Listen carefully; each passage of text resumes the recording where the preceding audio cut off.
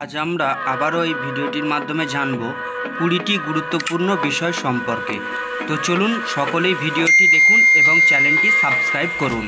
প্রশ্ন: প্রতিদিন কতক্ষণ গান শুনলে হার্ট ভালো থাকে? উত্তর: নিজের পছন্দ মতো 30 মিনিট গান শুনলে হার্ট ভালো থাকে। প্রশ্ন: মুখে কি ব্যবহার করলে ব্রণ দূর হয়ে যায়? উত্তর: কলার খোসা মুখে লাগালে ব্রণ দূর হয়ে যায়।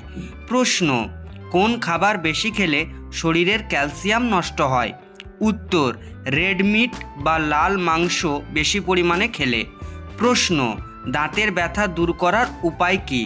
উত্তর: এক টুকরো বরফ হাতে চেপে ধরে রাখলে অনেকটাই দাঁতের ব্যথা কমে যায়। প্রশ্ন: দীর্ঘক্ষণ মোবাইলে কথা বললে শরীরের কোন অঙ্গের ক্ষতি হয়? উত্তর: মস্তিষ্ক বা ব্রেনের ক্ষতি হয়। প্রশ্ন: ডিম কি করে খেলে ডিমের সকল পুষ্টিগুণ পাওয়া যায়? ডিম যদি সেদ্ধ করে খাওয়া যায় তাহলে ডিমের সকল গুণ পাওয়া যায়। জল কম খেলে শরীরের কোন অঙ্গের ক্ষতি হয়? উত্তর: কিডনি। জল কম খেলে কিডনির প্রচুর পরিমাণে ক্ষতি হয়। প্রশ্ন: চায়ের সাথে কি খেলে কাশি কমে যায়? উত্তর: লবঙ্গ। লবঙ্গ খেলে কাশি কমে যায়। প্রশ্ন: চায়ের সাথে কি খেলে বাতের ব্যথা কমে? উত্তর: আদা। আদা খেলে বাতের ব্যথা কমে।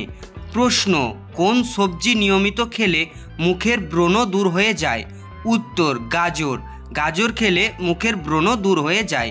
প্রশ্ন: শুয়ে শুয়ে বই পড়লে কি হয়? উত্তর: চোখের ক্ষতি হয়।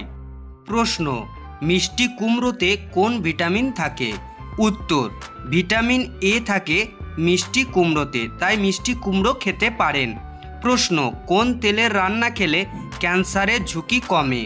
অলিভ অয়েল তেলের রান্না করে খেলে ক্যান্সার থেকে দূরে থাকা যায়।